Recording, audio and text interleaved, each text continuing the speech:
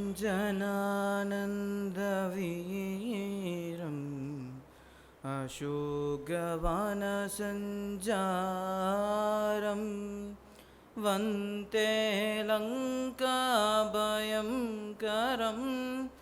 सीताशोकविनाशकरम् अञ्जनानन्दवीरम् अशोकवनसञ्जारम्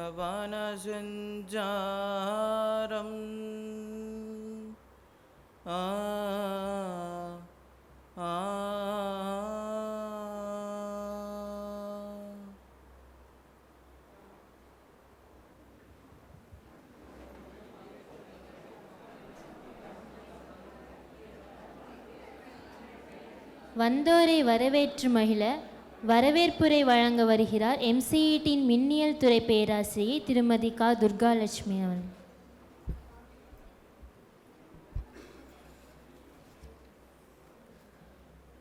அனைவருக்கும் இனிய மாலை வணக்கம்.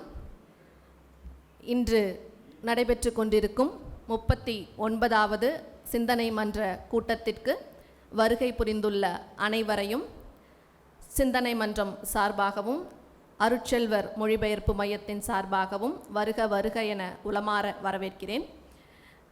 நீங்கள் எல்லாருமே முதலாம் ஆண்டு மாணவர்கள். இன்றைக்கி தான் முதல் முறையாக இந்த கூட்டத்துக்கு வரீங்களா, இல்லை இதுக்கு முன்னாடி இந்த கூட்டத்துக்கு அட்டன் பண்ணியிருக்கீங்களா? இதுதான் முதல் டைம் வரீங்க இல்லைங்களா? இந்த கூட்டத்தோட நோக்கம் என்னங்கிறது உங்களுக்கு முன்னாடியே சார் சொல்லியிருப்பாருன்னு நினைக்கிறேன். சொல்லியிருக்காங்களா? இந்த சிந்தனை மன்றம் அப்படிங்கிறது நம்ம சக்தி குழுமங்களின் தலைவர், அதாவது நம்மளோட சேர்மன் டாக்டர் மாணிக்கம் ஐயா. நீங்கள் எல்லாருமே ஃபஸ்ட் இயர் இனாக்ரேஷனில் எல்லா ஃபங்க்ஷன்லேயும் பார்த்துருப்பீங்க. டாக்டர் மாணிக்கம் ஐயாவோட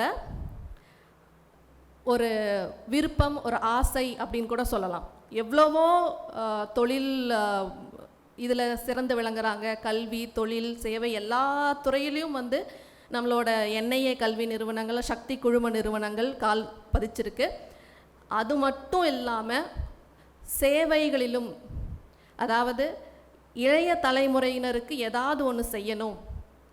அவங்களுக்கு இப்போ இருக்கக்கூடிய இளைய தலைமுறையினர் எவ்வளவோ விதங்களில் டிஸ்ட்ராக்ட் ஆகி போயிட்டே இருக்காங்க. அவங்கள எல்லாத்தையுமே ஒன்று கூடி, அதாவது அந்த தீய பழக்க வழக்கங்களுக்கு எல்லாமே உள்ளே போகாமல் எப்படி ஒருநிலைப்படுத்துறது அப்படின்னு யோசித்து நம்ம ஸ்டூடெண்ட்ஸுக்காக உருவாக்கப்பட்ட ஒரு அமைப்பு தான் இது.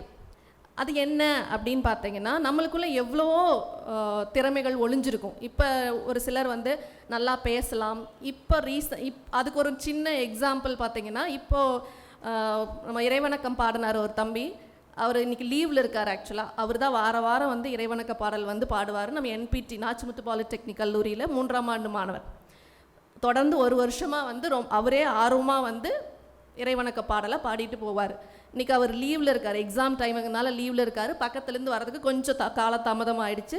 இப்போ சிறப்பு விருந்தினர்கள் அவையோர்கள் எல்லோரும் வந்துட்டாங்க. சரி, அவங்கள காக்க வைக்கக்கூடாது அப்படிங்கிறதுக்காக இம்மீடியட்டாக பார்த்தோன்னா நம்ம இங்கேயே ஒரு ஸ்டூடெண்ட் கிட்ட கேட்டோம், அந்த பொண்ணு. ஸோ அவங்ககிட்ட கேட்டோம், நீங்கள் ப்ரேயர் சாங் பாடுவீங்களான்னா அவங்க தன்னார்வத்தோடு நான் பாடுறேன், வித்தின் ஃப்ராக்ஷன் ஆஃப் செகண்ட் நீங்கள் எந்திரிச்சு நில்லுங்க. எதுவுமே யோசிக்கலை, சிடம் நான் பாடுறேன் அப்படின்னு சொல்லிட்டு தன்னார்வத்தோடு நான் என்னால் முடியும். இப்போ ஒரு சிலர் அந்த மேடை ஏறுறதுக்கு பயப்படுவாங்க.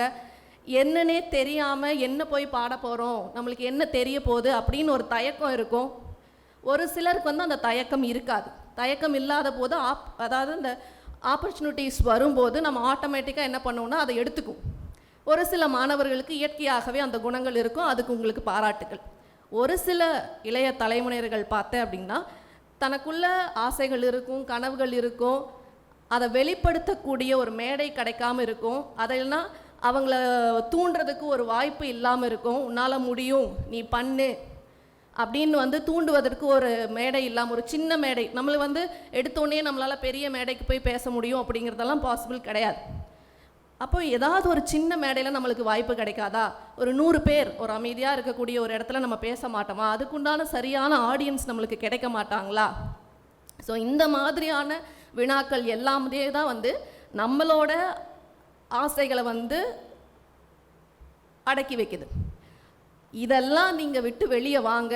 உங்களுக்காகவே வந்து காலேஜ்குள்ளேயே உங்களோட ஃப்ரெண்ட்ஸ் முன்னாடியே பேசுகிறதுக்கு ஒரு நல்ல அறிஞர்கள், நல்ல சமூக அறிஞர்கள், அவையோர்கள் முன்னாடி நீங்கள் உங்கள் திறமைகளை வெளிப்படுத்தணும் அப்படிங்கிறதுக்காக இன்றைய இளைய தலைமுறையினருக்கு வாய்ப்பு கொடுப்பதற்காக அமைக்கப்பட்ட ஒரு மேடை தான் இந்த சிந்தனை மன்றம். சிந்தனை மன்றம் உருவாக்கப்பட்டு ஒவ்வொரு வாரமும் இளைஞர், நம்ம கல்லூரி மாணவர்கள், நம்ம MCET மாணவர்கள், NPT மாணவர்கள், NGM கல்லூரி, பள்ளி மாணவர்கள் எல்லாத்துக்குமே வாரம் வந்து வாய்ப்பு வழங்கப்படுகிறது. உங்களுக்கு என்ன தலைப்பில் நீங்கள் பேசணும்னு நினைக்கிறீங்களோ அந்த தலைப்பில் நீங்கள் தாராளமாக வந்து பேசலாம். அதுக்குண்டான ஒரு மேடை தான் இந்த மேடை. ஸோ அந்த மேடையை அமைச்சு கொடுத்த நம்ம சக்தி குழுமங்களின் தலைவர் டாக்டர் மாணிக்கம் ஐயா அவர்களை வணங்கி இந்த 39வது சிந்தனை மன்ற கூட்டத்தை துவங்குவோம்.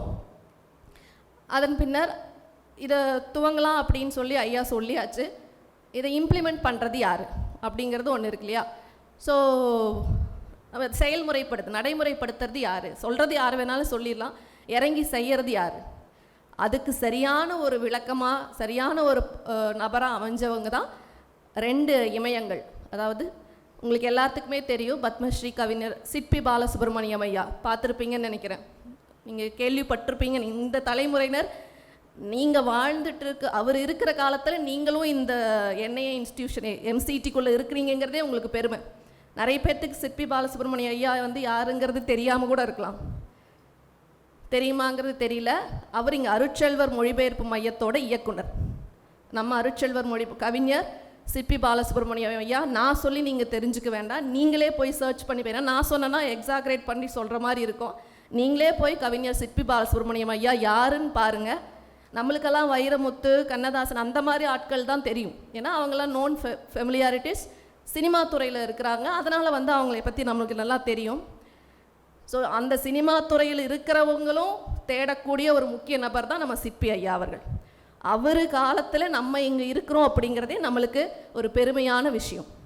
அவர் உங்கள் தலைமுறையினருக்காக நான் இதை ஏற்று செயல்படுத்தி நடத்துகிறேன் அப்படிங்கிற அருட்செல்வர் மொழிபெயர்ப்பு மையத்தின் இயக்குனராக அவர் பொறுப்பேற்ற பின்பு இந்த சிந்தனை மன்றத்தை வாரந்தோறும் கடந்த ஆண்டு மார்ச் மாதம் தொடங்கி நடத்திட்டு வரார். அவரும் நம்ம செக்ரட்டரி செயலர் ஐயா டாக்டர் C. ராமசாமி ஐயா அவர்களும் இருவரும் இணைந்து ஒரு குழு அமைத்து அவங்களோட வழிநடத்துதல் பேரில் தான் இப்போ நாங்கள் எல்லாமே வந்து மாணவர்களுக்காக இந்த ஒரு கூட்டத்தை ஏற்பாடு செஞ்சுட்டு வரோம். அவர்களையும் வணங்கி இந்த வரவேற்பை துவங்குகிறேன். இன்று உங்களை மாதிரி தான் அந்த ஒரு ஸ்டூடெண்ட் வந்திருக்காங்க. NGM கல்லூரியிலிருந்து மாணவி செல்வி உஷா நந்தினி அவர்கள் வந்து இளைஞர்களின் மொழிப்பற்று அப்படிங்கிற ஒரு தலைப்பில் இன்றைக்கி உங்கள் முன்னாடி பேச போகிறாங்க. உங்களுக்குள்ளிருந்து ஒருவராக உங்களை ரெப்ரசன்ட் பண்ணி உங்களை சார்பாக வந்து அவங்க இன்றைக்கி ஸ்டேஜில் உட்காந்துருக்காங்க.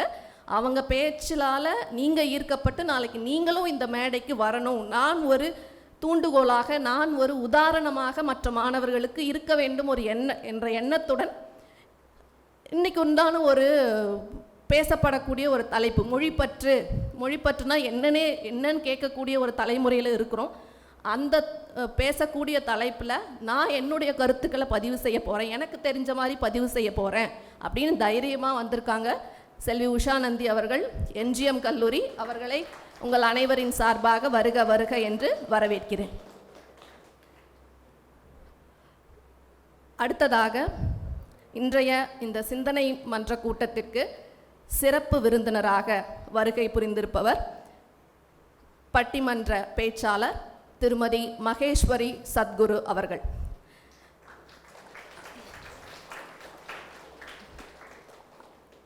மேடம் பார்த்தீங்க அப்படின்னா எல்லா உங்களுக்கு நீங்கள் மேக்ஸிமம் பட்டிமன்றங்களில் வந்து மேடமோட பேச்சை கேட்டிருந்துருக்கலாம். மிகுந்த தமிழார்வம் கொண்டவர்கள், இளைஞர்களுக்கு வந்து எழுச்சி ஊட்டக்கூடிய, நம்பிக்கை ஊட்டக்கூடிய ஒரு மிகப்பெரிய சிறந்த பயிற்சியாளரும் கூட. மாணவர்களுக்கு உணர்வு ரீதியாக, மொழி ரீதியாக எல்லா வகையிலும் வந்து பயிற்சி கொடுத்து பயிற்சி பட்டறை, அதாவது ஒர்க் ஷாப்ஸ் நீங்கள்லாம் சொல்லுவீங்க இல்லையா, அந்த மாதிரி பயிற்சி பட்டறைகள் எல்லாம் நடத்தி அதற்காக பல விருதுகளை பெற்றவர்கள். என்னென்னலாம் அவங்கள பற்றின பயோகிராஃபி எல்லாமே உங்களுக்கு வந்து தொகுப்புரையில் வழங்குவாங்க. அதை நான் சொன்னால் அது உங்களுக்கு நல்லா இருக்காது. ஸோ அந்த அளவுக்கு ஒரு நல்ல ஒரு ப்ரொஃபைல் இருக்கக்கூடிய ஒரு சிறப்பு விருந்தினர் இன்றைக்கி நமக்கு வந்திருக்காங்க. ஸோ அவங்க என்ன தலைப்பில் பேச போகிறாங்க அப்படின்னா, உன்னதர் உவே சாமிநாத ஐயர். உன்னதர் உவேசா. உங்களுக்கு அவரை பற்றி தெரியுமா? உவேசா அவர்கள் பற்றி கேள்விப்பட்டிருப்பீங்க. ஒரு சிலர் அது அவர் யாருன்னு தெரியாது. ஸோ அவர் வந்து உவே சாமிநாத ஐயர். ஸோ அவர் வந்து தமிழுக்காக நிறைய தொண்டாற்றியிருக்காரு. ஆனால் அவரை வந்து எல்லா விஷயத்துக்காகவும் மற்றவங்க எல்லாருமே மதிக்கிறோம். அவர் மிகுந்த மதிப்புக்குரியவராக திகழ்ந்தது எப்போ அப்படின்னா, இப்போ இருக்கக்கூடிய நம்ம ஸ்டூடெண்ட் ஃபேக்கல்ட்டி ரிலேஷன்ஷிப் உங்களுக்கே தெரியும் எப்படி இருக்கும். நம்ம எப்படி நம்ம ஆசிரியர்கள்கிட்ட பிஹேவ் பண்ணுறோம், அந்த அந்த ஒரு மொழிபெயர்ப்பு எப்படி இருக்குது அப்படிங்கிறதெல்லாம் வந்து இப்போ இருக்கக்கூடிய தலைமுறையினர் அது என்ன அந்த ரிலேஷன்ஷிப்புக்கு உண்டான ஒரு அர்த்தமே வந்து புரியாமல் இருக்கும். அந்த ஒரு ரிலேஷன்ஷிப்பை நம்ம எவ்வளோக்கு எவ்வளோ வந்து வளர்த்தி கொள்கிறோமோ அவ்வளோக்கு அவ்வளோ நாமும் வளருவோம் அப்படிங்கிறது வந்து இப்போ இருக்கக்கூடிய ஜென்ரேஷன் மிஸ் பண்ணுறோம். ஸோ அதுக்கு ஒரு மிகச்சிறந்த எடுத்துக்காட்டு வந்து திரு உவே சாமிநாத ஐயா அவர்கள். எந்த அளவுக்கு சொல்கிறோம் அப்படின்னா, இப்போ அவரோட ஃபேக்கல்ட்டி, அதாவது உங்கள் பாஷையில் சொல்லும்போது அவரோட ஃபேக்கல்ட்டி, அவரோட ஆசிரியர் மீனாட்சி சுந்தரம் பிள்ளை அவர்கள், அவர் இருக்கக்கூடிய தெருவுக்கு கூட காலணி போட்டுட்டு போக மாட்டார். அந்த அளவுக்கு ஒரு மரியாதை வச்சுருந்த ஒரு மாணவர் உவே சாமிநாத ஐயா அவர்கள்.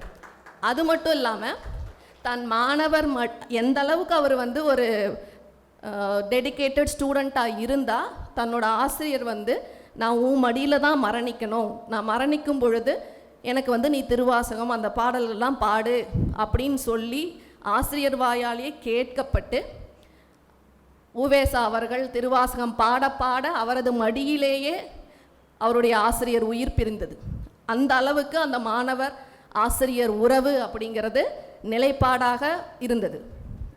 ஸோ இது மாதிரி நிறைய விஷயங்கள், அவர் பண்ண சாதனைகள், அவர் எப்படியெல்லாம் வாழ்ந்தார், அவர் என்னென்ன மாதிரியெல்லாம் மக்களுக்கு உதாரணங்களாக இருந்தார், இது மாதிரி நிறைய கருத்துக்கள் வந்து நம்மளுடைய சிறப்பு விருந்தினர் அவர்கள் நம்மளுக்கு சொல்லுவாங்க.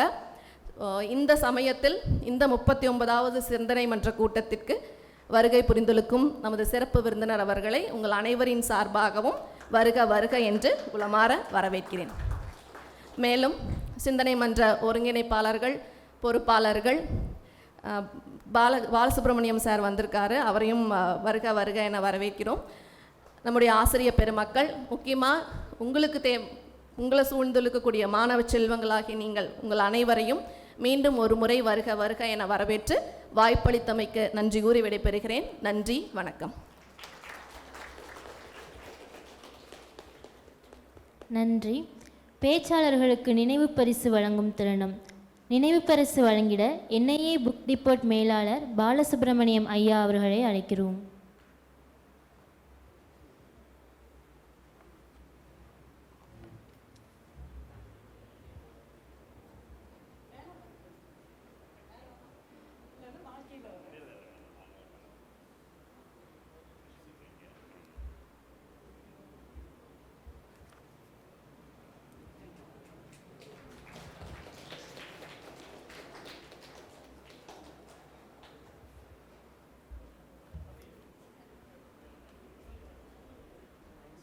மாணவ பேச்சாளருக்கு நினைவு பரிசு.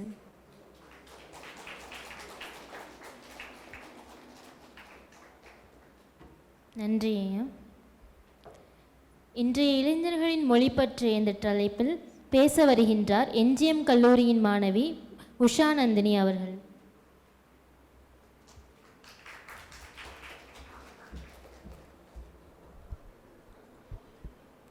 வண்ணத்தமிழுக்கு சாய்வில்லை, வங்காள விரிகுடாவுக்கு ஓய்வில்லை, எழுத்துக்களை உடுத்திக்கொண்ட என்னுயிர் தமிழே, உன்னை உச்சரிக்க உச்சரிக்க உயிர் தலைக்கும், உன்னால் 1000 சூரியன் கண்விழிக்கும், எந்த மொழி எழுதினாலும் எழுத்தாணி வெறும்பொருள்தான், தமிழே உன்னை எழுதுகையில் உயிர் பெறுகிறது உன் திருவருள்தான். உன்னை எழுதுகையில் உயிர் பெறுகிறது உன் திருவருள்தான். உன்னை பற்றி பேச உன்னையே வணங்குகிறேன். சிறகு முளைத்த வார்த்தைகளால் செந்தமிழை தொடங்குகிறேன். அவையை வணங்கி என் உரைக்குள் நுழைகிறேன். நான் இங்கு பேச எடுத்துக்கொண்ட தலைப்பு இன்றைய இளைஞர்களின் மொழிப்பற்று. மொழிப்பற்று என்றால் தமிழ் மீது கொண்ட பற்று. தமிழுக்கு அமுதென்று பெயருண்டு. அந்த தமிழுக்கு இன்பத் தமிழ் என்று பாரதிதாசன் அவர்கள் கூறுவார்கள். அந்த மொழி எங்கள் தமிழ் உயிருக்கு நேர் என்ற பாவேந்தர் பாரதிதாசன் வரிகளில் எம்மொழி மீது நாம் கொண்ட அன்பை அழகாக வெளிப்படுத்தியுள்ளது. தன்னுடைய தாய்மொழி மீது பற்று கொண்ட காரணத்தினால் ஒருவர் கல்வியில் சிறந்து விளங்கக்கூடியவராக விளங்குகிறார்கள். அந்த வகையில் தாய்மொழி மீதான பற்று மொழிப்புலமையில் இருந்து எமக்கு மதிப்பளிக்கக்கூடியவையாக காணப்படுகிறது. உலகில் 6000 மொழிகள் உள்ளன. அவற்றில் 2700 மொழிகள் மட்டும் இன்றளவும் பேசப்படுகிறது என்று ரஷ்யாவில் பிரகலா என்ற இதழில் குறிப்பிடப்படுகிறது. ஆனால் இந்தியாவில் 24 மொழிகள் உள்ளன. அதிலும் தமிழ் மிகவும் தொன்மையான மொழியாக கூறப்படுகிறது. பண்டைய பெரும்புகழும் உலக விழுமியங்களும் கலாச்சார பண்பாடும் மிகுந்த எமது மொழி உணர்வோடும் உயிரோடும் கலந்து விளங்குகின்றன.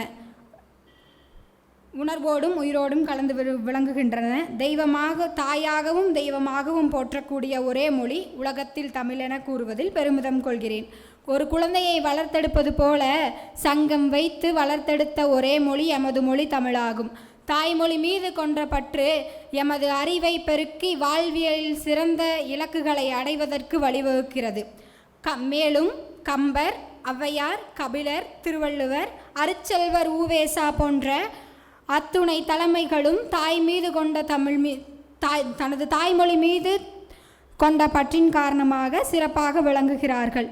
உடல் மண்ணுக்கு உயிர் தமிழுக்கு என்ற வாசகத்தின் மூலம் வாழ்ந்தவர்களில் சிறந்து விளங்கக்கூடியவராக இருந்தவர் உவே சாமிநாத ஐயர் ஆவார்.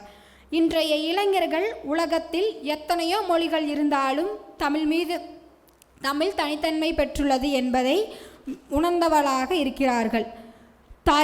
தமிழில் ஏறக்குறைய 4400 ஆண்டுகள் பழமையான மொழி என்று ஆராய்ச்சியாளர்கள் குறிப்பிடுகிறார்கள். தாய்மொழி மீது பற்றையும் ஆர்வத்தையும் ஏற்படுத்தக்கூடிய சர்வதேச தாய்மொழி ஏற்படுத்துவதற்கு பிப்ரவரி 21 சர்வதேச தாய்மொழி தினமாக கொண்டாடப்பட்டு வருகிறது.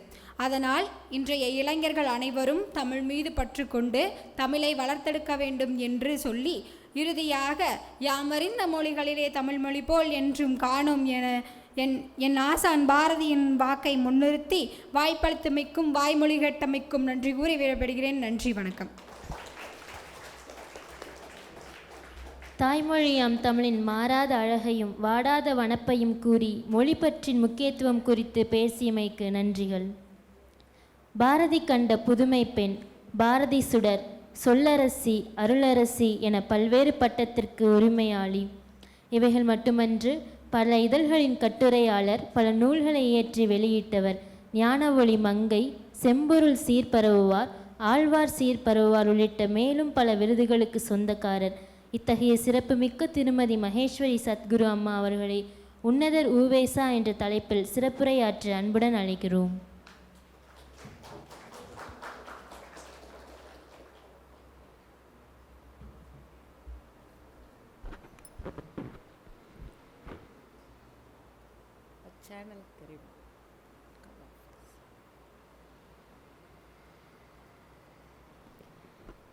கல்லை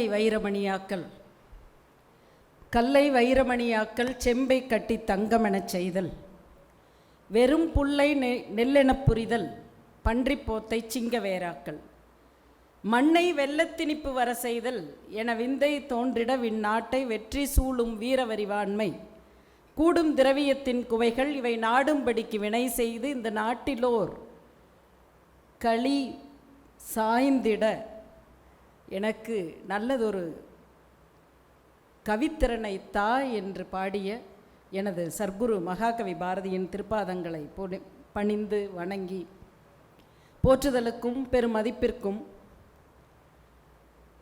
பொள்ளாச்சி மட்டுமல்ல, தமிழகத்திலேயே பாரம்பரியம் மிக்க ஒரு குடும்பத்திலிருந்து பிறந்து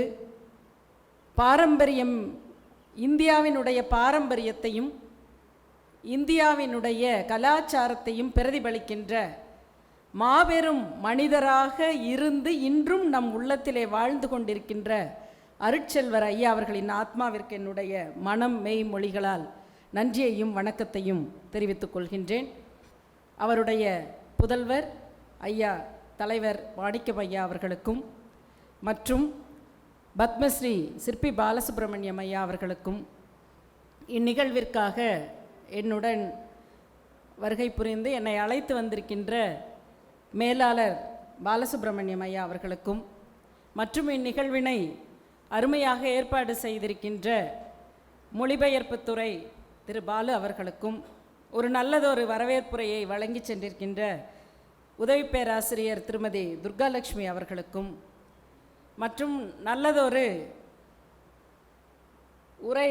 சிற்றுரை நிகழ்த்தி சென்றிருக்கின்ற உஷா நந்தினி அவர்களுக்கும் நல்லதொரு நிகழ்வு தொகுப்புரை தந்து கொண்டிருக்கின்ற சகோதரியாருக்கும் அடுத்து நீங்கள் எல்லாம் ஆவலுடன் காத்து கொண்டிருக்கின்ற நன்றி உரை வழங்க இருக்கின்ற இந்திரவர்மனுக்கும்.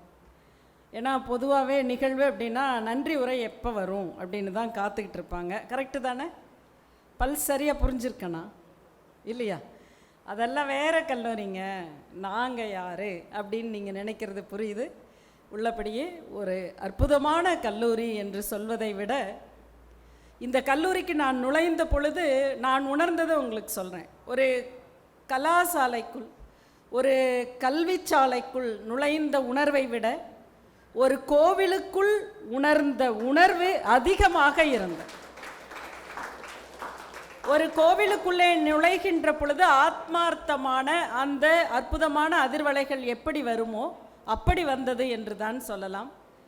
அந்த வகையிலே அந்த உணர்வு இன்று மட்டுமல்ல என்றுமே நிலைத்திருக்கும் என்பது தான் உண்மை. ஐயா அவர்களினுடைய மணிமண்டபத்துக்கு போயிட்டு வந்தோம். அருட்செல்வர் ஐயா கூடவே இருக்கிற ஒரு உணர்வு, அந்த ஒரு குளிர்மை அது தந்தது என்று சொன்னால் அது மிகையல்ல.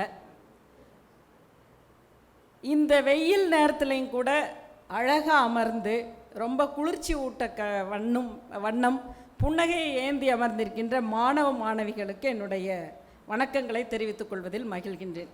ஏன்னா பேச்சாளருக்கு பேச்சை விட ரொம்ப முக்கியம் எது அப்படின்னு சொன்னோன்னா ஆடியன்ஸ் ரொம்ப முக்கியம். நாங்கள் ஆல் இண்டியா ரேடியோவில் கூட பேசுவோம், ஒன்றும் பிரச்சனை இல்லை. ஆல் இண்டியா ரேடியோவில் நீங்கள் பேசுங்கம்மா அப்படின்னு சொல்லிட்டு அவங்க ஆன் பண்ணி விட்டு போயிடுவாங்க. நாங்கள் கண்ணாடி கூண்டுக்குள்ளே உட்காந்து பேசுவோம். ஆனால் கேட்குறது எவ்வளோ சிரமம்னு எனக்கு தெரியும். ஆனால் இந்த மதிய நேரத்தில் கேட்டுட்ருக்கீங்க. ஆனால் இந்த கல்லூரி மாணவர்களெல்லாம் தங்கமானவங்க, நல்லா கேட்பீங்கிற ஒரு நம்பிக்கையோட கேட்பீங்க தானே? கேட்பீங்களா இல்லையா? சந்தோஷமாக ஆமாம் சொல்லுங்கள் பார்க்கலாம். ஆமாம், இது பேச்சு நான் முடிகிற பொழுது இதே சந்தோஷத்தோடு ஆமாம் சொல்லணும். ஆமாம் நீங்கள் பேசுனது நல்லா இருந்தது. சரி, உன்னதர் ஊவேசா. உன்னதர் அப்படிங்கிற வார்த்தைக்கு பொருள் என்ன? உன்னதர் அப்படின்னா எவராலும் செய்ய முடியாத பணியை சமுதாயத்திற்காக, எதிர்கால சந்ததியருக்காக தாய் ஒத்த கரிசனத்துடன் எவர் செய்கின்றாரோ அவர் உன்னதர். அப்படி நம்முடைய தாய்மொழி தமிழுக்காகவும் சமுதாயத்திற்காகவும் ஒரு அற்புதமான பணியை நமது இந்திய தேசத்திலே செய்தவர் ஒருவர், நம்முடைய தமிழுக்காக செய்த அந்த அற்புதமான மனிதர் தான் உவே சாமிநாத ஐயர் என்கின்ற அற்புதமான அந்த மனிதர். ஊவேசா, அதாவது இந்தியாவில் 2 தாத்தா இருக்காங்க. நம்ம வீட்டில் இருக்க தாத்தா வேற, இந்தியாவில் இருக்கிறது 2 தாத்தா தான். ஒரு தாத்தா 5 ரூபாய் 50 ரூபாய் 5 ரூபாயில் இருக்காரா காந்தி தாத்தா? இல்லையா? இல்லை. அப்போ 10 ரூபாயில் அதுலேயும் இல்லை. சரி, 50 ரூபாயில் இருக்கார், 100 ரூபாயில் இருக்கார், 500 ரூபா 2000 இல்லை இப்போ. அப்புறம் 500 ரூபாயோடு முடிஞ்சது இல்லையா? 20 ரூபா இருக்காரா? இப்போ தான் யோசிக்கிறீங்க, 20 ரூபாயில் இருக்காரா இல்லையா? அவர் இப்போ தான் நோட் எடுத்து பார்க்குறார். இருக்காரா இல்லைங்களா? இல்லை. 200 இல்லை. அப்போ எதில் தான் இருக்கார்? 500 தான் இருக்கார். காந்தி தாத்தா அப்போ அவ்வளோ ஹையஸ்ட் இல்லையா? தேசத்தந்தை மகாத்மா தான் நம்முடைய என்ன முதல் தாத்தா காந்தி தாத்தா. இன்னொருத்தர் யார் அப்படின்னு சொன்னோன்னா அந்த தாத்தா யார்? தமிழ் தாத்தா ஊவேசா என்று பாரதம் முழுவதும் கொண்டாடப்படுகின்ற ஒரு அற்புதமான மனிதரை இன்று இந்த NGM கல்லூரியிலே என்னுடைய உரை நான் முதல் முறையாக ஊவேசாவை பற்றி பேசுகிறேன். ஏன்னா அதற்கான ஒரு களம் இங்கே கிடச்சிருக்கு அப்படின்னா எனக்கு உள்ளபடியே ரொம்ப மகிழ்ச்சியாக இருக்குது. அது எங்கே பேசணும்னு இறைவன் வகுத்திருப்பது தான். இப்போது எல்லாருக்குமே தோணும் எந்த ரூபாயில் காந்தி தாத்தா இருக்கார், எல்லா ரூபாயிலையும் காந்தி தாத்தா இருக்கார் அப்படின்னு நினச்சிக்கிட்டு இந்த உரைக்குள்ளே நம்ம போவோம். ஊவேசா தாத்தா அவர்கள் என் சரித்திரம்னு ஒன்று எழுதியிருக்கார். என்னுடைய பணிவான வேண்டுகோள், மாணவ மாணவிகள் அனைவரும் பெரியவங்களும் கூட என் சரித்திரம் அந்த நூலை வாங்கி படிங்க. முதலாக ஒரு 15 வருடங்களுக்கு முன்பாக 15-20 வருடங்களுக்கு முன்பாக எனக்கு என் சரித்திரத்தை அறிமுகம் செய்து வைத்தவர் கௌமார மடத்தின் ஆதீன புலவர் பாவேனா என்கின்ற பாவே நாகராசன் ஐயா அவர்கள் தான் எனக்கு அறிமுகம் செஞ்சு வச்சார். நீங்கள் அவர் சொன்ன ஒரு வார்த்தையை இங்கே பதிவு பண்ணுறேன். நீங்கள் எப்படி சீதக்கலப செந்தாமரைன்னு ஒரு விநாயகர் அகவலை படிக்கிறீங்களோ அந்த ஒரு பக்தியுடன் ஊவேசாவினுடைய என் சரித்திரத்தை படிக்கணும் அப்படின்னு சொன்னார். என் சரித்திரம் அவர் எவ்வளோ கஷ்டப்பட்டார் அப்படிங்கிற விவரங்களை எல்லாம் எழுதியிருக்கார். முதல்ல சிலப்பதிகாரம்னா என்னன்னு தெரியாது, அந்த காலத்தில் சொல்கிறேன், ஒரு 150 வருடங்களுக்கு முன்பு. கோவலனும் கண்ணகியும் அப்படின்ட்டு நாட்டுப்புற கதைகள் தான் இருந்தது. அதற்கு பிற்பாடுதான் சிலப்பதிகாரம் என்று ஒன்று தெரிய வந்ததும், சீவக சிந்தாமணின்னு ஒன்று தெரிய வந்ததும், 10 பாட்டு 8 தொகை மணிமேகலை மற்றும் பிரபந்தங்கள் பல வகை நமக்கு தெரிய வந்தது. அதாவது ஏடுகள்லிருந்து, ஏடுன்னா தெரியும்ல, பின்னாடி கதை சுவாரஸ்யமாக போகும். அவர் என்ன பண்ணினாருங்கிறது ஒரு பிரீஃப் பயோகிராஃபி சொல்லிட்டு அந்த கதைக்குள்ளே போகும், அவருடைய வாழ்க்கை சரித்திரம். அடுத்து பார்த்தோம் அப்படின்னு சொன்னோன்னா இத்தனையும் அவர் பதிவு செய்திருக்கார். ஏடுகள்லிருந்து எதுக்கு பதிவு செய்திருக்கார் அப்படின்னா, நம்முடைய பார்த்தீங்கல்ல என் சரித்திரம் இங்கே அவர் லைப்ரரியிலேருந்து எடுத்துகிட்டு வந்திருக்கார். அப்போது இதுவுமே இவர் இங்கே வரணும் அப்படிங்கிறது இப்போ அவருக்கு மனசுக்குள்ளே தோணி இருக்கு அப்படின்னு சொன்னான்னா, நிச்சயமாக நான் எப்போவுமே ஆத்மார்த்தமான ஒரு விஷயத்தை செய்கிற பொழுது அது நடக்கும் அப்படிங்கிறத நான் நம்புகிறேன். அந்த வகையில் தாத்தா நம்ம கூட இருக்கணுங்கிறதுக்காக வந்திருக்கார் அப்படிங்கிறது தான் ஒன்று. கைத்தட்டலாம் இல்லை, அவர் எடுத்துகிட்டு வந்தவருக்கு தான் நீங்கள் தட்டணும் இல்லையா? ஆக அப்பேற்பட்ட மனிதர் அவர். இவருக்கு பட்டங்கள் பிரிட்டிஷ் அரசாங்கம் கொடுத்தது. மகோ உபாத்தியாய அப்படின்னா என்ன? உபாத்தியாயர்னா டீச்சர், ஃபேக்கல்டி. டீச்சருக்கெல்லாம் டீச்சர், சரியா? அம்மா அம்மம்மா அம்மம்மா அம்மம்மான்னு சொல்கிறோம்ல, அப்படி ஆசிரியருக்கு ஆசிரியர் தான் மகோ உபாத்தியாய. யார்? ஊவே சாமிநாத ஐயர். அடுத்து இவருக்கு திராவிட வித்யா பூஷணம் அப்படிங்கிற ஒரு பட்டமும் கொடுக்கப்பட்டது. தாக்ஷிணாத்திய கலாநிதி அப்படிங்கிற ஒரு விருதும் இவருக்கு வழங்கப்பட்டது. யார் வழங்கினாங்க அப்படின்னு சொன்னோன்னா காஞ்சி மகா பெரியவர் கொடுத்தார். இவர் சீவக சிந்தாமணியை ஏடுகளிலிருந்து பதிப்பிச்சு அதுக்கு உரையும் எழுதின பிற்பாடு அவரை ஒரு அம்மா கேட்டாங்களாம், என்னென்னா சீவக சிந்தாமணி ஜைன மதத்தை சார்ந்தது, சமண மதத்தை. ஒரு அம்மா கேட்டாங்களா, நீங்கள் பவ்ய ஜீவன் அப்படின்னா நீங்கள் ஜைனத்தை எழுதியிருக்கீங்க, நீங்கள் பவ்ய ஜீவன், அது ஜைன மதத்தில் சொல்கிற ஒரு வழக்கம். மணிமேகலைக்கு இதே மாதிரி ஏடுகளிலிருந்து எழுதி உரை எழுதின பிற்பாடு ஒருத்தர் சொன்னாங்களா, நீங்கள் புத்த சமய குரு அப்படின்னு சொல்லிட்டு பௌத்த சமய பிரபந்த ஆச்சாரியார் அப்படிங்கிற ஒரு பட்டத்தை அந்த அம்மாவே கொடுத்துட்டு போயிட்டாங்க. அப்போது இவர் சொன்னாரா, நான் புத்தர் பௌத்த மதமும் அல்ல, என்ன மதமும் அல்ல, சமண மதமும் அல்ல, எந்த மதமும் அல்ல, தமிழ் மதத்தை சார்ந்தவன் அப்படின்னு சொன்னாராம். இவங்க மூதாதையர்கள் எல்லாம் எப்படின்னா தமிழ் மேலேயும் ஆங்கிலத்தின் மேலேயும் தெலுங்குலையும் வடமொழி மேலேயும் ரொம்ப பற்று வைத்தவர். பக்கத்தில் இருக்க இவங்க உறவினர்கள் எல்லாம் சொன்னாங்களாம், நீ ஆங்கிலம் கற்றுக்கிட்டேன்னா இந்த பிறவியில் நல்லா இருக்கலாம், ஏன்னா அப்போல்லாம் பிரிட்டிஷ் அரசாங்கம் இங்கிலீஷ் படிச்சுக்கிட்டா தான் நீங்கள் போய் வேலை செய்ய முடியும். அடுத்து நீங்கள் வடமொழி கற்றுக்கிட்டீங்கன்னா அடுத்த லோகத்தில் நல்லா இருக்கலாம். வடமொழிங்கிறது என்ன, வேதம், சமஸ்கிருதம் தெரிஞ்சவங்க இல்லையா, சமஸ்கிருத ஸ்லோகம்லாம் சொல்கிறாங்க இல்லையா அவங்க. உடனே அதுக்கு இவர் சொன்னாராம், தமிழ் கற்றுக்கிட்டு ஒரு பிரயோஜனம் இல்லைன்னு எல்லாரும் சொல்கிறாங்க. அதுக்கு இவர் சொல்கிறாரு என்னன்னு, நான் ஆங்கிலம் கற்றுக்கொண்டால் இந்த பிறவி எனக்கு இப்போ சுகமாக இருக்கலாம். வடமொழி கற்றுக்கிட்டா, அதாவது சமஸ்கிருதம் கற்றுக்கிட்டா நான் மேல் பிறவியில், அதாவது மேல் லோகத்தில் சுகமாக இருக்கலாம். தமிழ் கற்றுக்கிட்டா என்ன தெரியுமா, இந்த லோகம் அந்த லோகம் எந்த லோகத்திலும் நான் சுகமாக இருப்பேன் அப்படின்னு சொன்னார். அப்படி தமிழ் மேல் பற்றுடையவர். இவருடைய ஊர் வந்து உத்தம தானபுரம், இவருடைய முன்னோர்கள் ஊர். உத்தம தானபுரம் எப்படி வந்தது அப்படின்னா, ஒரு முறை தஞ்சாவூர் ராஜா அந்த பக்கம் போகிறார். போனப்போ ஏகாதேசிக்கு விரதம் இருப்பாராம். அன்னைக்கு என்ன பண்ணார், அவர் சாப்பிட்டுட்டு, ஏகாதேசின்னு தெரியல, கூடவே ஒரு ஜோசிகாரர் எப்பவும் வருவாங்க. இப்போ நம்மள மாதிரி ஜோசியம் இன்னைக்கு நல்லா இருக்குமா நாளைக்கு நல்லா இருக்குமா எதிர்காலத்தை பற்றி பார்க்குறதில்ல, திதி பார்க்குறக்கே அன்னைக்கு ஜோசிகாரர் இருந்தாங்க.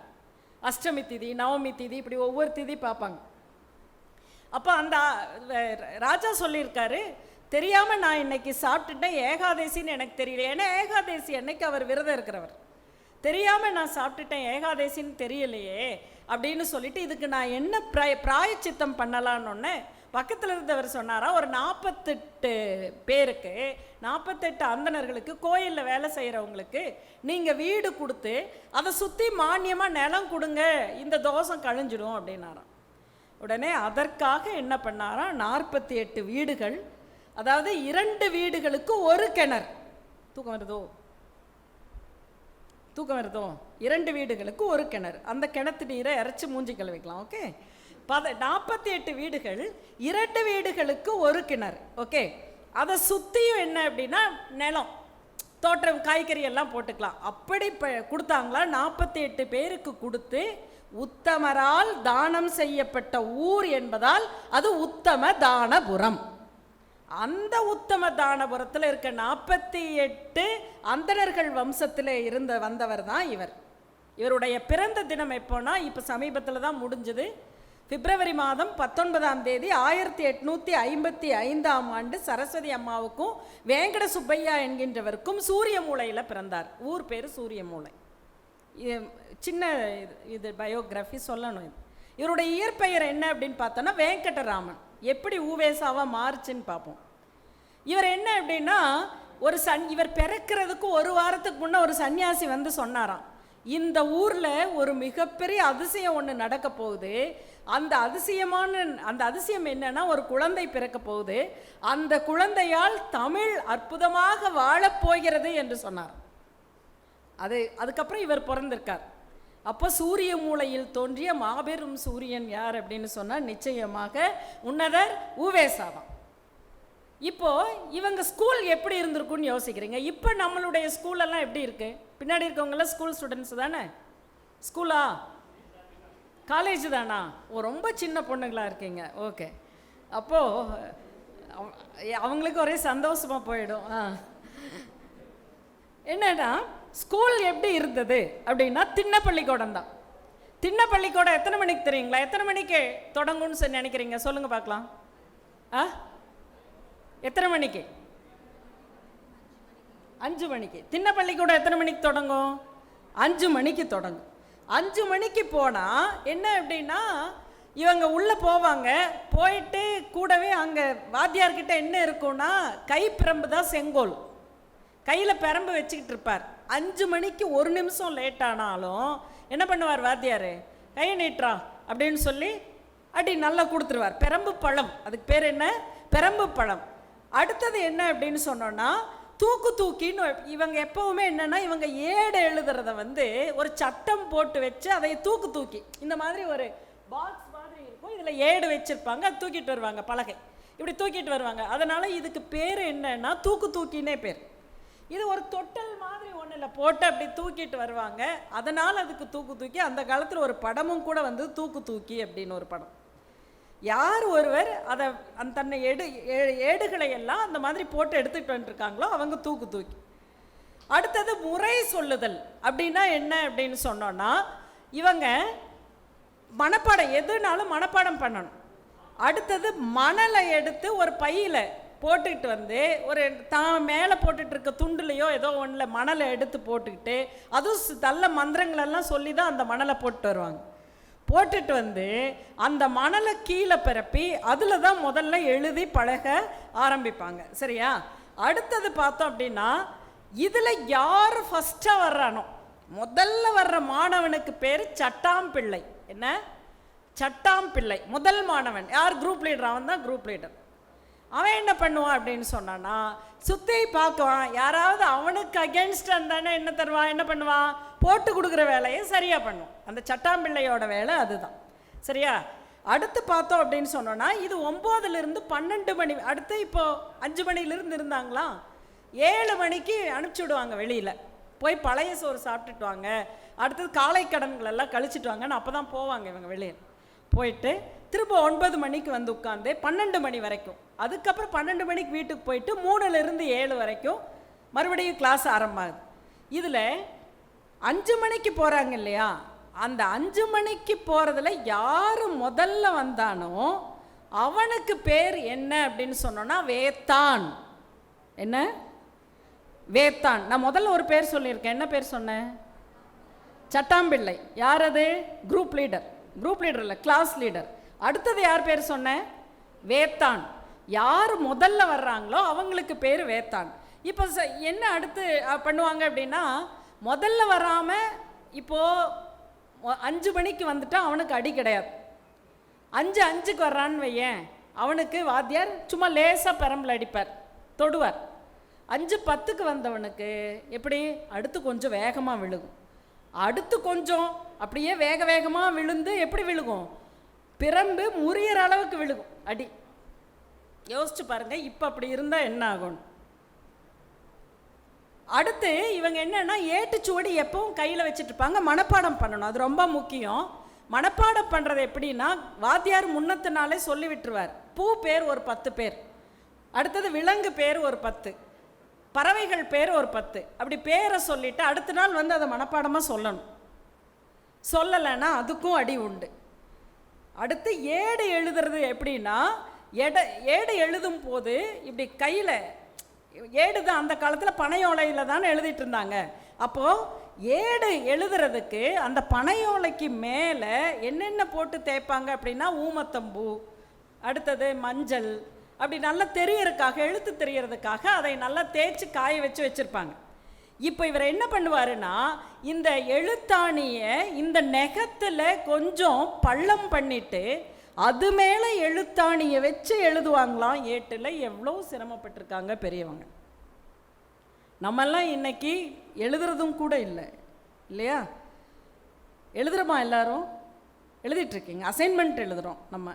அதுக்கு முன்னே கிளாஸ் நோட்ஸ் எல்லாம் எழுதிட்டுருக்கீங்களா? சொல்ல சொல்ல எழுதுவீங்க. அது ஷார்ட் நோட்ஸாக தானே எழுதுவீங்க. ஃபுல் சென்டென்ஸ் எழுதுவீங்களா? இல்லை. அதில் இப்போ எப்படி நீ a+b+c+2 என்ன போடுவீங்க? ஒரு ஸ்கொயரை போட்டுவிட்டு மிச்சம் இருக்கிறது உங்களுக்கு என்ன தெரியுமோ அதை எழுதுவீங்க. ஆனால் அந்த காலத்தில் எப்படி படிச்சிருக்காங்க பாருங்களேன். இது என்னென்னா அடுத்து எழுத்தாணி எப்படி இருக்குன்னா ஊசி, முதல்ல ஊசியில் எழுதுவாங்க சின்னதாக, அடுத்தது மடக்கு எழுத்தாணி, அடுத்தது வாழை எழுத்தாணி, எத்தனை எழுத்தாணி, வார எழுத்தாணி, அடுத்தது குண்டு எழுத்தாணி, குண்டு எழுதுறதுக்கு குண்டு எழுத்தாணி. அப்படின்னா அதோட பின் எப்படி இருக்கும்னா பெருசாக இருக்கும், அப்போ பெருசாக எழுதுவாங்க. ஆக இந்த ஏடு இதை எல்லாத்தையும் வச்சுக்கிட்டு இந்த தூக்கியாக இருந்ததுனால அதுக்கு பேர் என்னன்னா அந்த காலத்தில் பள்ளிக்கூடத்து அசையாம் பற்பல தொட்டிற்கிடத்தி தள்ளிச்சிறார் கூடி தாளாட்டி அப்படின்னு பழைய பாடல் ஒன்று சொல்லுது. அந்த எப்பவும் கையில் தூக்கிக்கிட்டே போய் தாலாட்டு பாடுற மாதிரி தங்களுடைய ஏடுகளை எடுத்துக்கொண்டு போவார்கள். அடுத்தது காணிக்கை என்னன்னா ஃபீஸ் கிடையாது. இப்போல்லாம் நம்ம ஃபீஸ் கட்டுறோம் இல்லையா, அப்படி கிடையாது. காணிக்கை காய்கறி. பசங்க என்ன பண்ணுவாங்கன்னா வீட்டில் என்னென்ன காய்கறி விற்குதோ அதை கொண்டு வந்து கொடுப்பாங்க. ஐயா வச்சுக்கோங்க ஐயா அப்படின்னு. ஒரு சிலர் என்ன பண்ணுவாங்கன்னா பால், வீட்டில் நிறைய பால் கறந்துருந்தா பால் கொண்டு வந்து தருவாங்க. ஒரு சிலர் விறகு கட்டையும் கொண்டு வந்து தந்துடுவாங்க. அப்புறம் காணிக்கை 1/4 ரூபாய். யோசிச்சு பாருங்கள் எப்படின்னு. குதிரையேற்றம்னு ஒரு விஷயம் இருக்குது. அது என்ன அப்படின்னா யார் வந்து சரியாக ஒப்பிக்கலையோ அந்த ஒப்பித்தவனை தூக்கிட்டு என்ன பண்ணணும், அவன் சுற்றணும். அவன் மேலே முதுகு மேலே ஏறி உட்காந்துக்குவான். இவன் சுற்றி வரணும் ஸ்கூல்னால் அந்த திண்ணையும் சுற்றி வரணும். அப்போ இப்படியெல்லாம் படித்தவர் தான். அடுத்தது பிரம்படி. இந்த பிரம்படி எப்படின்னா கயிறை கட்டி மேலே தொங்க விட்டுருவாங்க வாத்தியார். தொங்க விட்டுட்டு காலில் கீழே பாதத்தில் பெரம்பில் அடிப்பாராம். இதுக்கு பேர் கோதண்டம். இந்த கோதண்டத்தையும் ஒரு முறை யார் வாங்கியிருக்காருன்னா நம்முடைய யார் உவேசா தாத்தா வாங்கியிருக்கேன், நான் என் வாத்தியார்கிட்ட இந்த மாதிரி ஒரு அடி வாங்கியிருக்கேங்கிறத பெருமை பொங்க எழுதுகின்றார். ஏனெனில் ஆசிரியர் ஒருவரால் மட்டுமே நல்ல விஷயங்களை செய்ய முடியும். அவர்தான் வாழ்க்கையை கற்றுக் கொடுக்கக்கூடிய ஒரு தந்தை ஸ்தானத்தில் இருக்கார் அப்படிங்க. சரியா? இதெல்லாம் போச்சு. அடுத்தது விளையாட்டுலேயும் இவர் நல்லா இருந்திருக்காரு. என்னென்னா அந்த காலத்தில் பிள்ளையார் பந்து, கிட்டிப்புல், பாண்டி இதெல்லாம் தெரியுமா உங்களுக்கு? பாண்டி தெரியுமா? பாண்டி பொண்ணுங்களுக்கு தெரிஞ்சிருக்க வாய்ப்புண்டு. உண்டா? இல்லை, தெரியும். பட்டம் விளையாடுதல் அது எல்லாருக்கும் தெரியும். பல்லாங்குழி, 15ஆம் புள்ளி இதெல்லாம் விளையாடி இருக்கார். இத்தனை, அதாவது இவருடைய வாழ்க்கை சிறு குழந்தையில இப்படி கழியுது. அதற்கு பிற்பாடு இவர் என்னன்னா கிருஷ்ணவாத்தியாருங்கிற ஒருத்தர்கிட்ட ஆத்திச்சூடி முதலியவற்றை கற்றுக்கொள்கிறார். அதில் என்னென்னா கரடா காகிதம் அப்படிங்கிற ஒரு காகிதம். அது என்ன மட்டி சாணம் மாதிரி இருக்கும். அதில் எழுதுறது ரொம்ப கஷ்டம். அது குண்டெழுத்து ஆணியால் தான் எழுதணும். அதை எழுதும்போது சரியாக எழுதலைன்னா அந்த குண்டெழுத்து ஆணியாலேயே அடிப்பாராம் வாத்தியார். கட்டை விரலில் அடிப்பாராம். எங்கே நீட்டு அப்படின்னு சொல்லிட்டு கட்டை விரலில் அதே ஆணி கொண்டு அடிப்பாங்களாம். எப்படி வலிச்சிருக்கும். அடுத்து தந்தை பாடம் சொல்லி கொடுக்கறக்குள்ள அடி பின்னி எடுத்துருவாராம். அப்போ தந்தைகிட்ட பாடம் கற்றுக்கிறதுக்கு இவர் ரொம்ப யோசிப்பாராம். தந்தை ராமாயணத்திலே மிகச்சிறந்தவர், ராமாயண உபன்யாசம் பண்ணுறவர், சங்கீதம் நல்லா தெரிஞ்சவர். அடுத்து இவருடைய வாத்தியார்கள் எல்லாம் ஏன் சொல்கிறேன்னா வாழையடி வாழையாக வந்த மரபு கூட்டம் அப்படின்னு சொல்கிறது. இங்கே இருக்க ஒருத்தங்க ஆசிரியராக வந்தீங்க அப்படின்னா உங்களுக்கு ஆசிரியர் யாரோ அந்த ஆசிரியருக்கு கீழே நீங்கள் மாணவியாக இருந்திருக்கீங்க, உங்களுக்கு கீழே பல மாணவியர் வருவாங்க. அதில் ஒரு பொண்ணு ஆசிரியராக வந்தால் அந்த பொண்ணு மாணவியாக போகும். அப்படி தானே? அதுக்கு பேர் தான் வாழையடி வாழையாக வர்றது அப்படின்னு சொல்லுவோம். இந்த வாழையடி வாழையாக வந்த திருமரபு கூட்டம் அப்படின்னு சொன்ன இது யார் அப்படின்னு சொன்னோன்னா இன்றைக்கி நம்ம இந்த வள்ளலார் அரங்கம்னு உட்கார்ந்துருக்கோம் இல்லையா, இந்த வள்ளலார் சுவாமிகள் சொன்னது தான். அரியலூர் சடகோபையங்கார்கிட்ட தமிழும் சங்கீதமும் கற்றுக்கிட்டாரு, திவ்ய பிரபந்தம் கற்றுக்கிறாரு, சூடாமணி, நிகண்டு மற்றும் அறப்பளீச்சர சதகம் இதெல்லாம் கற்றுக்கிறாரு. ஒரு நாள் இவர் உவேசா தாத்தா வந்து தன்னுடைய வீட்டில் உட்கார்ந்துருக்காரு. உட்காந்துருக்கிற போது என்ன ஆகுதுன்னா சத்தம். சின்ன பையன் தானே இவர். ஒரே பாட்டு சத்தம். என்னடா நம்ம வாத்தியார் யாருக்குடா பாட்டு எடுக்கிறாரு அப்படின்னு போய் பார்த்தா கோபாலசாமி ஐயர்னு ஒருத்தர் உட்கார வச்சிருக்காரு. கோபாலசாமி ஐயர் என்னன்னா அவர் காது கேட்காத ஒருத்தர் உட்கார வச்சு இவர் பாட்டு கற்றுக் கொடுத்துட்டு இருக்கார். அப்போ அவர் சொன்னாராம், கம்பத்தை வைத்து சொல்லி கொடுத்தாலும் கூட அந்த கம்பமும் கூட பாட்டு பாட வேண்டும், அப்படி ஒரு வாத்தியார் இருக்கணும்னு சொன்னார். அப்போ ஆசிரியர் என்பவர் எப்பேற்பட்டவங்கன்னு பாருங்க. அப்படிப்பட்ட பரம்பரையில் வந்தவர் தான் நம்முடைய உவேசா தாத்தா அவர்கள். அடுத்து கஸ்தூரி ஐயங்கார்ட்ட நன்னூல் கற்றுக்கிறார். நன்னூல்னா சாதாரணமாக இல்லைப்பா, நன்னூலை தலைகீழாக சொல்கிற அளவுக்கு அவர் கற்றுக்கிட்டார். அடுத்து சாமி ஐயங்கார்கிட்ட கம்பராமாயணம், திருவரங்க தந்தாதி கற்றுக்கிறாரு. இப்படி ஒவ்வொருத்தர்கிட்டையும் கற்றுக்கிட்டு நிறைவாக யார்கிட்ட வர்றாருன்னா மகாவித்வான் மீனாட்சி சுந்தரம் பிள்ளை கிட்ட வர்றார். அவர் சாமானியத்தில் இவர் வகுப்பு அந்த வாத்தியார் இவர் எடுத்துக்கல. திருவாவடுதுறை ஆதீன புலவராக இருக்கார் அவர் மகாவித்வான் மீனாட்சி சுந்தரம் பிள்ளை நம்முடைய உவே சாமிநாத ஐயரை எடுத்துக்கல. ஏன் அப்படின்னா நீ நன்னூலை மனப்பாடமாக சொல்லுன்னு. அடுத்து அந்த நன்னூல் மனப்பாடமாக சொல்லியாச்சு, திரும்ப நீ தலைகீழாக மனப்பாடமாக சொல்லுன்னு. இப்போ 1லிருந்து 10 வரைக்கும் சொல்லுன்னா சொல்லுங்க பார்க்கலாம், வேகமாக சொல்லுங்க. சாப்பிட்டீங்களா? மதியானம் சாப்பிட்டீங்களா? வேகமாக சொல்லுங்க, சத்தமாக சொல்லுங்க. அதுலேயும் 1 2 3 நீ சொன்னதில்ல, யார் கை தூக்கு. சரி, இப்போ தலைகீழாக சொல்லுங்க.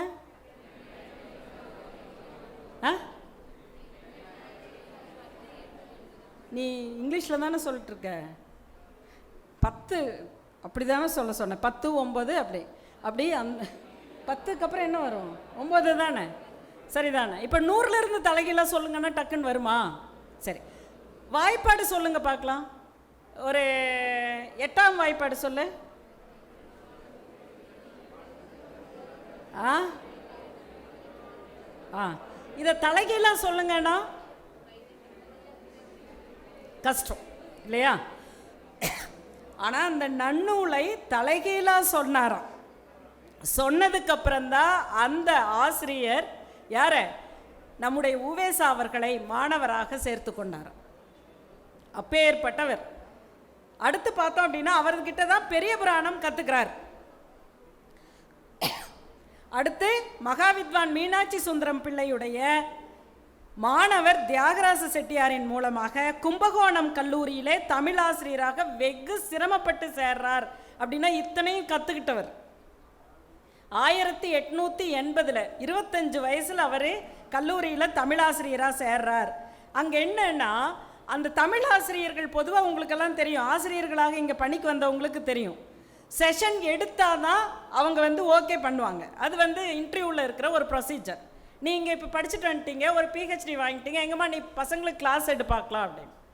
கிளாஸ் எடுக்கணும், அவங்க தூங்காமல் இருக்கணும், கவனிக்கணும், அப்போ தான் உன்னை நாங்கள் செலக்ட் பண்ணுவோம்பாங்க.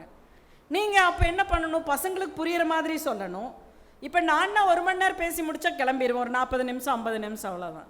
ஆனால் ஒரு வாத்தியார்னா உங்கள் கூட காலையிலேருந்து பொழுது வரைக்கும் இருக்கணும், 4 ஹவர் கிளாஸ் இருந்தால் எடுக்கணும், அவங்க சொல்லித்தர போது நீங்கள் கேட்கணும் அல்லது கேட்குற மாதிரி நான் நடிக்கணும், இத்தனை விஷயம் இருக்குது இல்லையா?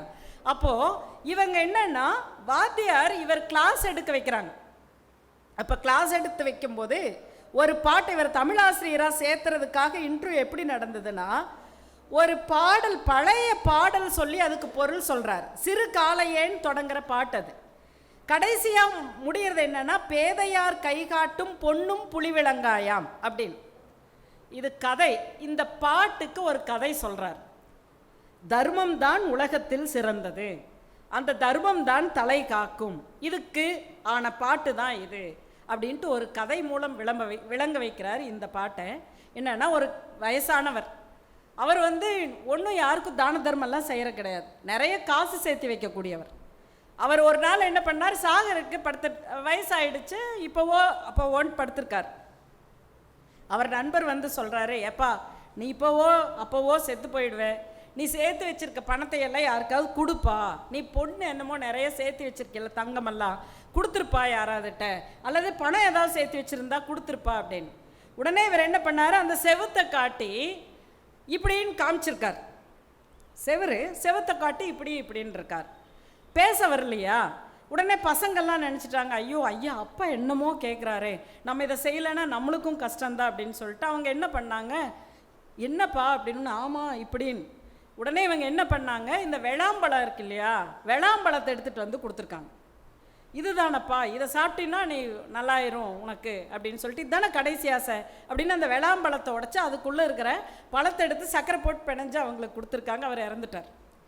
ஆனால் அவர் சொன்னது என்னன்னா, பால் ஊற்றுவாங்க இல்லையா, பொதுவாக சாக போகிறவங்களுக்கு பால் ஊற்றுவாங்க. இவங்க இந்த வெளாம்பழத்தை சர்க்கரையும் பழம் எல்லாம் போட்டு பிணைஞ்சு கொடுத்தோன்னா அவர் அதுலேயே அப்படியே போயிட்டார். ஆனால் அவர் சொன்னது, செவுத்தில் ஒரு மூட்டையில் தங்கத்தை மூட்டை கட்டி அவர் புதைச்சி வச்சிருக்கார், அதை எடுத்து யாருக்காவது கொடுங்கப்பான்னு சொல்கிறார். அது புரியலை.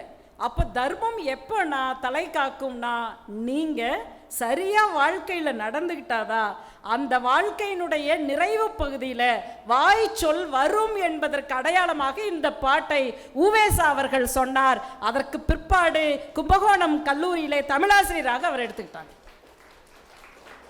எப்படி பாருங்களேன், அதுக்கு தான் எழுதினாரு ராகவையங்கார். அடுத்து சென்னை தமிழ் கல்லூரியில் சென்னை கல்லூரியில் வேறு எடுத்துக்கிட்டாரு. அதுக்கு பிற்பாடு இவர் ஏடு தேடி அலைஞ்சுதான். இந்த சிலப்பதிகாரம்லாம் நம்ம கைக்கு இன்னைக்கு இருக்கு புக்கம் அப்படின்னா, ஒவ்வொரு ஊருக்கும் போவார். இவர் போய் அங்கேயும் இது பழைய ஓலைச்சுவடியெல்லாம் இருக்குன்னா ஓடி போயிடுவார். அங்கே ஓடி போய் அந்த ஓலைச்சுவடி எடுத்தால் பொங்கலுக்கு முன்னே போகணும். ஏன்னா முன்னத்த நாள் போகி பண்டிகை அன்னைக்கு எல்லாம் போட்டு எரிச்சிருவாங்க. இவர் என்ன பண்ணுறாரு, ஒரு ஊருக்கு மாமாங்கமாக நடந்து மாட்டு வண்டியில் ஏறி கழுது மேலே ஏறி போய் சேர்றாரு. அப்போ அங்கே இருக்கவங்க சொல்கிறாங்க, இப்போ தாங்க நாங்கள் ஒரு பண்டில் ஒரு மூட்டை பழைய ஓலையை கொண்டு போய் ஆற்றுல போட்டுட்டு வந்தோம். மனுஷன் சும்மா இருக்குல்லையே, உடனே ஆற்றுக்குள்ளே எட்டி குதிச்சு தேடுறார், எப்படி கிடைக்கும். ஆக அப்படியெல்லாம் அலைந்தவர் தான். இதைத்தான் ராகவையங்கார் அழகாக ஒரு பாட்டு எழுதுகிறாரு. ஏடு தேடி அலைந்த ஊர் எத்தனை, எழுதி ஆய்ந்த குறிப்புரை எத்தனை. பாடுபட்ட பதத்தெளிவு எத்தனை, பண்டரிகள் பொருட்டு பணி எத்தனை, நாடும் அச்சிற்பதிப்புக்கும் கூலிக்கும் நாளும் விற்ற பண்டங்கள் எத்தனை. அப்படின்னா வீட்டில் இருக்கிற சாமானத்தெல்லாம் விற்றுருக்கார். தான் இது போய் கண்டுபிடிக்கணுங்கிறக்காக, செலவு பண்ணுறக்காக. ஏன்னா எதில் போனாலும் பயணம் பண்ணால் காசு தரணும் இல்லையா, அதுக்காக. கூட நோக்கினார்க்கு ஆற்றின எத்தனை, கூட இருந்தவங்களுக்கெல்லாம் காசு கொடுத்து கோதிலா சாமிநாதன் தமிழ்கென்றே. ராகவையங்கார் எழுதின இந்த பாடல் அற்புதம். அதான் பாரதியார் இதுக்கு மேலே அற்புதமாக எழுதிட்டார். கும்பமுனி என தோன்றும் சாமிநாத புலவன். என்ன சொல்லுங்க பார்க்கலாம். கும்பமுனி என தோன்றும் சாமிநாத புலவன் பொதியமலை பிறந்த தமிழ் வாழ்வரியும் காலமெலாம் புலவோர் வாயில் துதி அறிவாய் அவர் நெஞ்சின் வாழ்த்தறிவாய் இறப்பின்றி துளங்குவாயே. இன்னைக்கும் ஊவே சாமிநாத ஐயர் இருக்கார் அப்படின்னு சொன்னால் இந்த மாதிரியான பாடல்கள் தான் நமக்கு சொல்லுது. இவருடைய கிட்டத்தட்ட 100 நூல்கள் எழுதியிருக்கார். இதில் நல்லுரை கோவைன்னு ஒன்று. இந்த நல்லுரை கோவை 1937 எழுதுன, 37, 38, 39 வரிசை எழுதுனது. இதில் பொன் காத்த கிழவின்னு ஒரு தலைப்பில் ஒன்று எழுதியிருக்கார். ரொம்ப சுவையார். சுவைன்னா நீங்கள் ஆரஞ்சு டேஸ்ட்டா இல்லை செரி பழம் டேஸ்ட்டான்னு கேட்கக்கூடாது, அவ்வளவு தமிழ் சுவை. தஞ்சாவூர் ஜில்லாவில் ஐயம்பேட்டையில் காவிரிக்கு தெற்கே குடமுருட்டி ஆற்றுக்கு வடகரையில் உள்ளிக்கடை என்ற சிற்றூர். எங்கே சொல்லுங்க பார்க்கலாம். இப்போ நான் சொல்கிற திருப்பி சொல்லுங்க. காவிரிக்கு தெற்கே குடமுருட்டி ஆற்றுக்கு வடகரையில் உள்ளிக்கடை என்ற சிற்றூர். இதை இப்படி நம்ம சொல்லணுமா? இதை தலைகீழாக சொல்லணும்னா சொல்ல முடியுமா? சிற்றூர் அப்படி சொல்லணும். அதை தலைகீழாக சொல்லணும்னா அப்படி நன்னூல் பாடத்தை தலைகீழாக சொன்னவர் நம்முடைய உன்னதர் ஊவேசா என்றால் அவர் எப்பேற்பட்டவராக இருக்கும். ஆக இப்போ என்னன்னா, அந்த காலத்துலலாம் பழக்கம் என்னன்னா, இந்த ஊரில் ஒரு பெரியவர் வீட்டில் பணத்தை எல்லாம் என்ன பண்ணுவாங்கன்னா சேர்த்து குடத்தில் போட்டு புதைச்சி வச்சுருவாங்க. அப்புறம் அதை எடுத்துருவாங்க. அதுக்கு பேர் இத்தனை குடத்துக்கு இத்தனை கணக்கிட்டு இருக்கு. ஒரு முறை என்ன ஆகுது, ஒரு 10 திருடர்கள், அந்த செல்வந்தர் வெளியூருக்கு போயிட்டார் ஒரு கல்யாணத்துக்கு. உடனே அந்த 10 திருடர்கள் வர்றாங்க. வந்து என்ன பண்ணுறாங்கன்னா, இந்த ஒரு கிழவி ஒருத்தி படுத்திருக்கா. அந்த கிழவி கிட்ட போய் எழுப்பி, ஆமாம் நீ என்ன இங்கே படுத்திருக்க, உன்னை நாங்கள் கொல்ல போகிறோம், பணம்லாம் எங்கே வச்சுருக்காங்க சொல்லு அப்படின்னு. உடனே இந்த கிழவி சொன்னாலாம், ஆமாம் என்னை கொன்றுங்க, ஏன்னா எனக்கு இங்கே சாப்பாடே போடுறதில்ல, அடுத்தது எனக்கு ஒன்றும் சேலை துணி கூட வாங்கி தர்றதில்ல, எனக்கு ரொம்ப கவலையாக இருக்குது, நீங்கள் கொன்றுங்க, இருக்கிறத விட செத்தரலாம் அப்படின்னு. ஏன்னா அந்த பணம் எல்லாம் என் புருஷன் சம்பாதிச்சது தான் அப்படின்னு. சரி அப்படியா, உன்னை இப்போ என்ன பண்ண பாரோம் அப்படின்னோடனே, சரி உனக்கு பணம் எங்கே வச்சுருக்காங்க தெரியுமா? ஓ தெரியுமே, அதோ அந்த ரூமில் தான் வச்சுருக்காங்க. சரி வா காமி வா. அந்த பாட்டிக்கு கண்ணு தெரியல, அப்படியே தள்ளாடி நடக்கிறாங்க, போகிறாங்க. போயிட்டு இந்த ரூமில் தான் இருக்குது. அப்புறம் இந்த 10 பேரும் உள்ளே போகிறாங்க. அப்போ எங்கே இருக்குன்னா தான் அந்த தரைக்கில் தான் இருக்குது. உடனே எடுத்து கடப்பாரை எடுத்துகிட்டு வரேன் அப்படின்னு சொல்கிறாங்க. சரி நீ போயிடுவியாவோ? கடப்பாரை எடுத்துகிட்டு வர போயிடுவேனேன். அப்புறம் அப்படியே தள்ளாடி வெளியே வந்த வேகத்தில் கதவை டபால்னு க்ளோஸ் பண்ணிட்டு வெளியில் வந்துட்டாங்க. வெளியில் ஓடின அப்புறம்தான் தெரிஞ்சுது, இந்த பாட்டி நல்ல ஐடியா பண்ணியிருக்காங்க. எதுக்கு? அந்த பணத்தை எல்லாம் காப்பாற்றுறதுக்காக அந்த திருடர்களை அந்த ரூம்குள்ளே போட்டு பூட்டி வச்சுருக்காங்க. அப்போ பெண்கள் வீராங்கனைகள்ங்கிறது இதிலிருந்து புரிஞ்சுக்கலாம். ஆக அந்த தஞ்சாவூர் கலெக்டர் இவரை பாராட்டினாராம். இது தான் இளமையில் கேட்டது அப்படின்ட்டு அவர் எழுதி வைக்கிறார் உவேசா தாத்தா அவர்கள். அடுத்து இன்னொரு அழகாக எழுதுறார். இது 1937 ஜனவரி 31 வந்தது விகடன் பத்திரிகையில். ஒருத்தர் உடற்பயிற்சி எவ்வளோ முக்கியம் உங்கள் எல்லாருக்குமே தெரியும். யார் யார் ஜிம்முக்கு போகிறீங்க? போயிட்டுருக்கீங்களா? காலையில் எழுந்திரிச்சு எக்ஸசைஸ் பண்ணுறவங்க எத்தனை பேர்? இப்படி தான் கை தூக்குவீங்களா? எக்ஸசைஸ் பண்ணுறோன்னா பலமாக இல்லை, மேலே இல்லை கை தூக்கணும். சரி, அடுத்து யார் யார் சூரிய நமஸ்காரம் பண்ணுறீங்க? காலையில் சூரியனை பார்க்குறது யார்? இல்லை சூரியன் வந்த அப்புறம் தான் எந்திரிப்பாங்கிறவங்க கை தூக்கு. சூரியன் வந்த அப்புறம் தான் எந்திரிக்கிறவங்களா? ஆமாம் இல்லையா? சூரியன் உங்களை எழுப்புற மாதிரி. இந்த கதை கேளுங்களேன். என்னன்னா, சோழ நாட்டில் ஒரு மிராசுதார் இருக்கார். அந்த மிராசுதார் என்னன்னா, அவர் தொந்தியார், அவர் எக்ஸசைஸ் பண்ணுறது கிடையாது. அந்த தொந்திக்குள்ள மடிப்பு நிறையா இருக்கு. ஒரு முறை என்ன ஆகுதுன்னா, அவர் அந்த மடிப்புனா இப்படி பெரிய தொந்தி விநாயகர் மாதிரி அது மடிச்சு மடிச்சு இருக்கிறதுனால அந்த மடிப்புக்குள்ளேருந்து ஒரு நாள் என்ன ஆகுதுன்னா, ஒரு மாதிரி ஏதோ தண்ணி மாதிரி வருது. உடனே இவர் பயந்துடுறாரு, ஏதோ செலந்தின்னு ஒரு நோய் வந்துருச்சு எனக்கு அப்படின்னு. அப்போ இது பக்கத்தில் இருந்த வேலைக்காரன் சொல்கிறா, நான் வேணால் வெளியூர்லேருந்து ஒரு வைத்தியரை கூப்பிட்டு வர்றேங்க, இதை பார்த்துடலாம் என்னன்னு. அப்போ வெளியூருக்கு போய் அந்த வைத்தியரை கூப்பிட்டு வர்றாங்க. கூப்பிட்டுட்டு வந்தோடனே அந்த வைத்தியர் வந்த உடனே சொல்கிறாரு, நானும் அந்த மிராசுதாரரும், அடுத்தது யார், அந்த யார் கூட்டிகிட்டு வந்தானோ அவன் மட்டும்தான் இருக்கணும், வேறு யாரும் இருக்கக்கூடாது அப்படின்னு. சரி அப்படின்னு சொல்லிட்டு உடனே இவர் என்ன பண்ணுறாரு, வைத்தியர் அப்படி இப்படி பண்ணுற மாதிரி பண்ணுறாரு, வைத்தியத்தோட வர்றாரு. அதுக்குள்ளே இந்த பையன் என்ன பண்ணுறான், கூட இருந்து வேலைக்கு இருந்த பையன் அவரோட மடிப்புக்குள்ளே, வயிற்று மடிப்புக்குள்ளே இருந்து இப்படி தூக்கி விட்டு கையில் ஒரு என்னமோ உள்ளேருந்து எடுக்கிறார். எடுத்து வெளியில் போட்டுறாரு. வெளியில் போட்டு க்ளீன் பண்ணிடுறாரு. நல்லாயிரு. அப்போ உடனே கேட்டார், இந்த வைத்தியருக்கு ஒன்றும் புரியல, என்னடா எடுத்த நீ அப்படின்னு. அது வேறு ஒன்றும் இல்லை, ஒரு வாரத்துக்கு முன்னே ஒரு 2 பேர் வந்தாங்க, எலுமிச்சம்பழம் 2 கொடுத்தாங்க. அந்த எலுமிச்சம்பழத்தில் 2ல் 1 கீழே விழுந்துருச்சு, இன்னொன்று இவரோட வயிற்று மடிப்பில் சிக்கிக்குச்சு. அதே அவருக்கு தெரியல, அந்த வயிற்று மடிப்பில் சிக்கின எலுமிச்சம்பழம் என்ன ஆயிடுச்சு, அழுகி போய் அதுதான் ஜலமாக வெளிவந்திருக்கு, அது தெரியலை அப்படின்னு.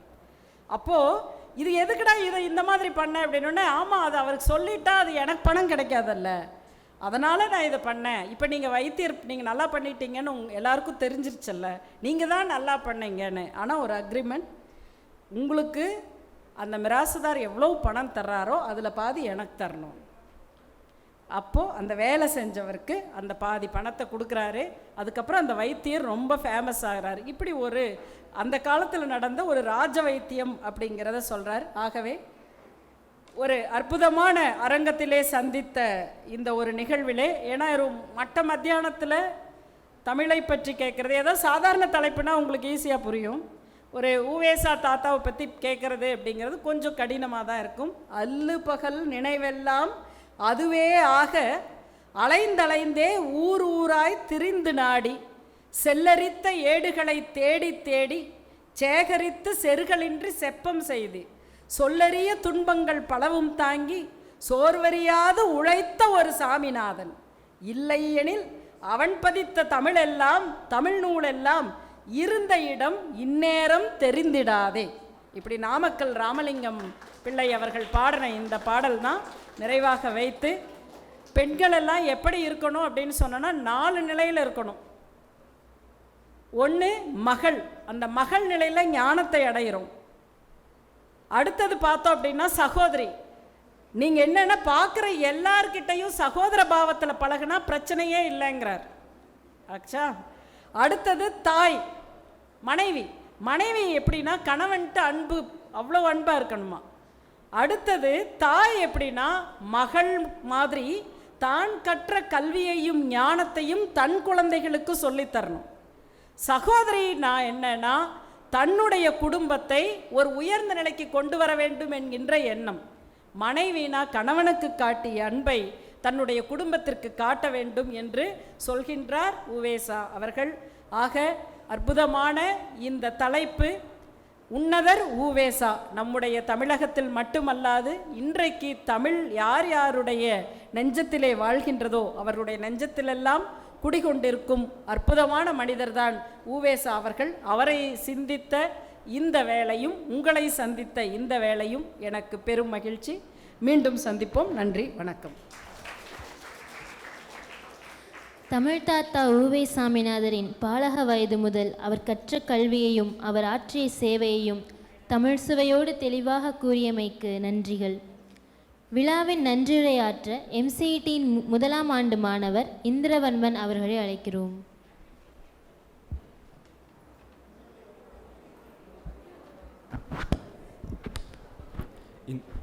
இந்த 39வது சிந்தனை மன்றத்திற்கு வருகை தந்திருக்கும் அனைவருக்கும் எனது முத்தான முதற்கண் வணக்கத்தை தெரிவித்துக் கொள்கிறேன். இவ்விழா இனிதே நடைபெற உதவிய இறைவனுக்கும் இந்நிகழ்வு செழிப்பாக நடைபெற ஆலோசனைகளை வழங்கிய ஆலோசனைகளை வழங்கிய சக்தி குடும்பத்தின் தலைவருக்கும் NIA கல்வி நிறுவன இயக்குனருக்கும் அருட்செல்வர் மொழிபெயர்ப்பு மையத்தின் இயக்குனர் பத்மஸ்ரீ சிற்பி பாலசுப்ரமணியா அவர்களுக்கும் நிறைவான நன்றியை தெரிவித்துக் கொள்கிறோம். மேலும் இன்றைய மாணவ பேச்சாளர் NGM கல்லூரியின் மாணவி 2ஆம் ஆண்டு மாணவி உஷாநந்தினி அவர்களின் இன்றைய இளைஞர்களின் மொழிபெயர்ப்பு என்னும் தலைப்பில் மொழிபெயர்ப்பு பற்றிய சிந்தனைகளை கூறியமைக்கு நன்றி. இன்றைய சிறப்பு விருந்தினர் திருமதி மகேஸ்வரி சத்குரு அவர்களின் உன்னதர் உவேசா என்ற தலைப்பில் உவேசாவினுடைய பெருமைகளை சிறப்பித்து கூறியமைக்கும் மாணவர்களிடையே உவேசா பற்றி படிக்க வேண்டும் என்ற ஆர்வத்தை தூண்டியமைக்கும் நன்றி. மேலும் MCET மாணவ மாணவிகளுக்கும் ஆசிரியர்களுக்கும் hostel team, readers club, studio MCET, NSS volunteers மற்றும் civil maintenance department, electrical maintenance department அனைவருக்கும் நன்றிகளை கூறி இறுதியாக இப்பொன்னான வாய்ப்பை வழங்கிய சிந்தனை மன்றத்திற்கு எனது முத்தான முதற்கண் வணக்கத்தை தெரிவித்து நன்றி கூறுகிறேன். நன்றி, வணக்கம். அடுத்த சிந்தனை மன்ற